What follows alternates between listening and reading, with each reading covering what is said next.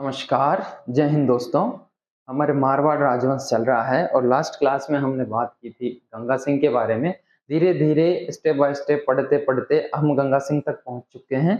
अब देखो गंगा सिंह के बाद में कौन बनता है अगला शासक? गंगा सिंह। गंगा सिंह एक दिन अपने महल में बैठा था, किसके साथ? अनारा बेगम के साथ। अनारा बेगम के साथ। अनारा बेगम गंगा सिंह की पासवान रानी थी।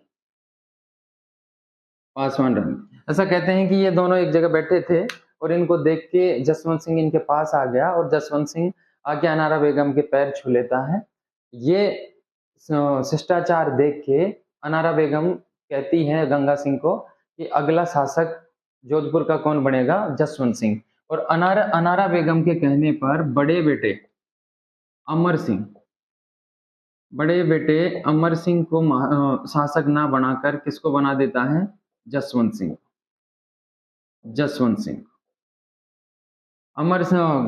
गंगा सिंह अनारा बेगम के कहने पर, अनारा बेगम गंगा सिंह की पासवान रानी थी, जो बड़े बेटे अमर सिंह को ना शासक बनाकर जसवंत सिंह को अगला शासक नियुक्त कर देता है। गंगा सिंह अमर सिंह को समझाता है कि देख भाई, तू मेरा बड़ा बेटा है और जसवंत सिंह को तो मैं नया शासक बनाऊंगा, तो तू ऐसा कर, तू नागौर की जागीर ले ले और वहां पे जाके तू अपना काम धाम शुरू कर दे और जोधपुर तू छोड़ दे। ठीक है। तो अमर सिंह शासक नहीं बना, लेकिन फिर भी इतिहास में इसकी चर्चा होती है, क्योंकि एक तो ये क्या था कि शाहजहां के दरबार में रहता था। शाहजहां के दरबार में कौन था? गंगा सिंह की तरफ से बैठा हुआ था अमर सिंह। तो अमर सिंह 15-20 दिन, ऐसा कहते हैं कि 15-20 दिन ये छुट्टी मार लिया बिना बताए शाहजहां को, ना कोई सीएल वगैरह लगाए या ना कोई एप्लीकेशन दिए हुए कि भाई मैं आऊंगा कि नहीं आऊंगा। तो ये सलावत खां को भेजता है शाहजहां इसको बुलाने के लिए। किसको भेजता है? सलावत खां। सलावत खां कौन था? सलावत खां। और सलावत खां कौन था? शाहजहां का साला। शाहजहां का साला था कौन? सलावत खां, जो अमर सिंह को बुलाने के लिए भेजता है।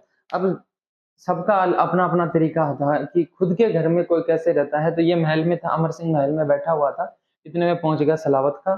तो और ये वहां जाके इससे थोड़ी बदतमीजी से बात करता है कि आपको शाहजहां ने बुलाया है, चलो और नहीं तो पैसे दो, तुम 15-20 दिन जो छुट्टी मारे हो पेनल्टी दो। तो अमर सिंह इसको कहता है कि ठीक है पेनल्टी कौन लगाया? पेनल्टी शाहजहां लगा के भेजा है ना कि हाँ, तो ठीक है, मैं दरबार में पेश हो जाऊंगा, तू चल यहाँ से। तो इसको समझा बुझा के ये इसको अमर सिंह वापस शाहजहां के पास भेज देता है। जब अगले दिन अमर सिंह शाहजहां के दरबार में जाता है, तो जैसे ये एंट्री करता है तो कोने कोने में बैठा था सलावत खां। तो सलावत खां अमर सिंह को गंवार बोलने ही वाला था, तो गंवार का ग ही निकला था कि इतने में अपनी तलवार निकाली और अमर सिंह ने सलावत खां का सिर कलम कर दिया और इसका सिर काट के और शाहजहां की तरफ दौड़ता है उसको भी खत्म करने के लिए। लेकिन बीच में इसको पकड़ लेते हैं और इसके साथी, जो अमर सिंह के साथी थे, वो इसको पकड़ के दरबार से बाहर निकाल लेते हैं। तो जब भी अपन अमर सिंह की फोटो देखते हैं तो ये आगरा के किले से कूदता हुआ दिखाया जाता है। तो ये आगरा के किले से, वहां से इसको बचा के जब निकल रहे थे, आगरा के किले से घोड़े समेत कूदा था, इसलिए वही तस्वीर हमें अमर सिंह की दिखाई जाती है। आज भी नागौर में अमर सिंह की जय बोली जाती है, या अमर सिंह को प्रतापी शासक मानते हैं। तो ये तो थोड़ी बहुत जो चर्चा थी अमर सिंह की, वो अपन ने देख ली। और एक 1644 में मतीरे की राड़ और हुई थी, जो मतीरे की राड़ इतिहास में एक ही हुई है, ये मतीरे के लिए, बाकी तो युद्ध हुए थे इसको छोड़ के। तो 1644 में कई बार पूछ लेते कि मतीरे की राड़ किस किस के बीच में हुई थी। तो अमर सिंह और करण सिंह के बीच में हुई थी, जिसमें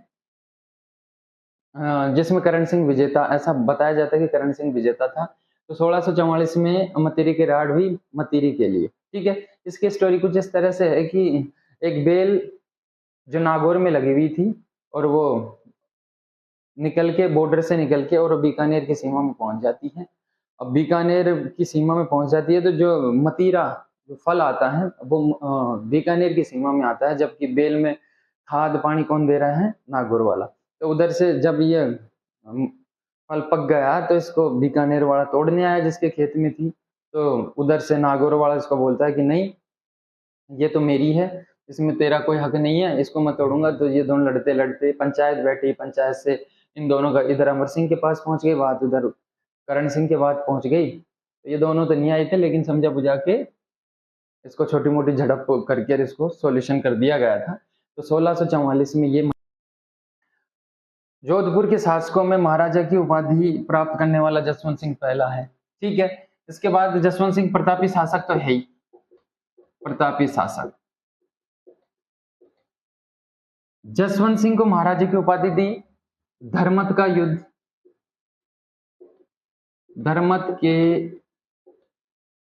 युद्ध में दारा की तरफ से लड़ाई की, दारा वर्सेस औरंगजेब, औरंगजेब। दारा और औरंगजेब के बीच में धर्मत का युद्ध हुआ, जिसमें जसवंत सिंह किसकी तरफ से लड़ा, दारा सिंह की तरफ से। और दारा क्या हो गया, दारा युद्ध हार गया, ये वापस आ गया। वापस आया तो जोधपुर के किले के दरवाजे बंद कर दिए, जोधपुर के दरवाजे बंद कर दिए,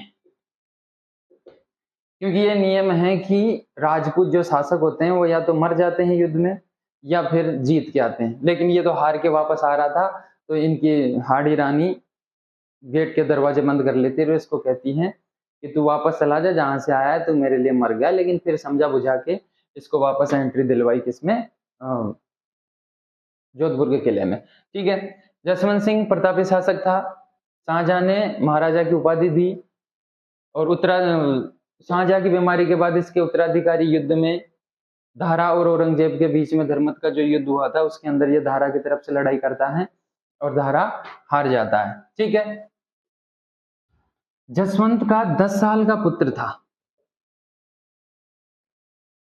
जसवंत सिंह का 10 साल का पुत्र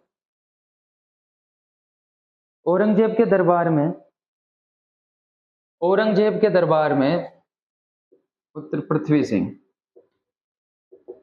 औरंगजेब के दरबार में निहत्था शेर के साथ लड़ाई करता है। तो जो राजस्थान की भूमि है वो कोई छोटी मोटी भूमि नहीं है, वीरों की भूमि है। तो 10 साल का पुत्र शेर से लड़ाई करता है और शेर को हरा देता है। लेकिन औरंगजेब ने धोखे से जहरीले कपड़े पहनाकर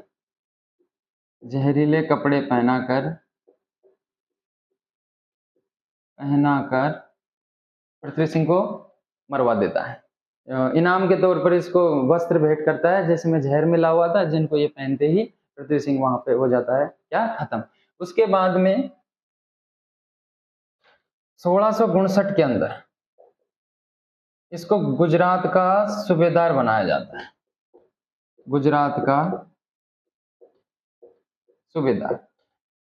सूबेदार बनाया जाता है, जहां पे इसकी तबीयत खराब हो जाती है। तो ऐसा कहा जाता है कि जसवंत सिंह का प्रधानमंत्री राज सिंह इसकी तबीयत ठीक होने के लिए अपनी बलि दे देता है, या खुद को इसके ऊपर कुर्बान कर देता है। कौन, राज सिंह, इसका प्रधानमंत्री था राज सिंह। इसके बाद जमरूद,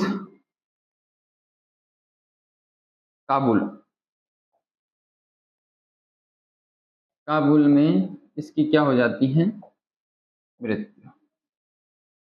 काबुल में इसकी मृत्यु हो जाती है, किसकी, जसवंत सिंह की। जसवंत सिंह के दरबार में ही था कौन, मोहनोत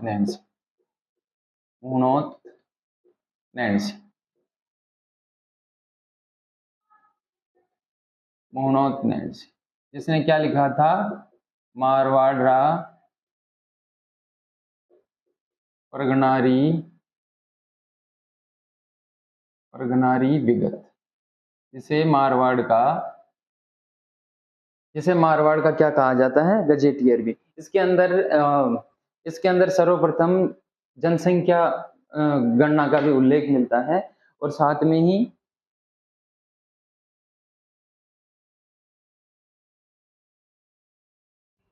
जसवंत सिंह भी एक राइटर, बहुत बड़ा राइटर था। इसने भाषा भूषण,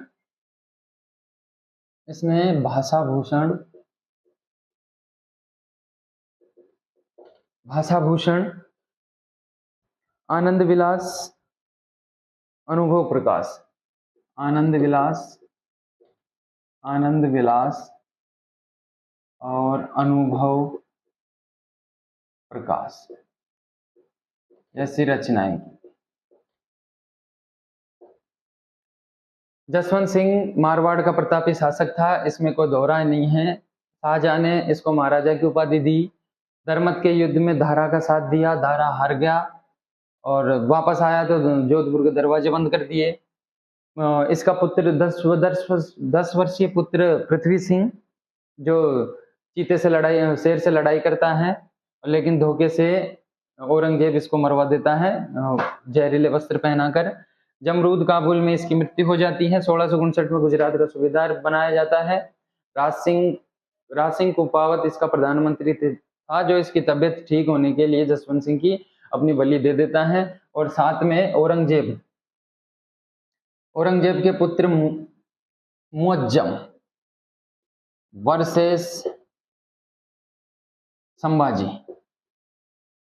इनकी संधि में भी अहम रोल प्ले करता है। कौन? जसवंत सिंह। मुअज्जम, औरंगजेब के पुत्र मुअज्जम और शिवाजी के पुत्र संभाजी के बीच में संधि करवाता है कौन? जसवंत सिंह। जसवंत सिंह की ये कुछ बातें थी।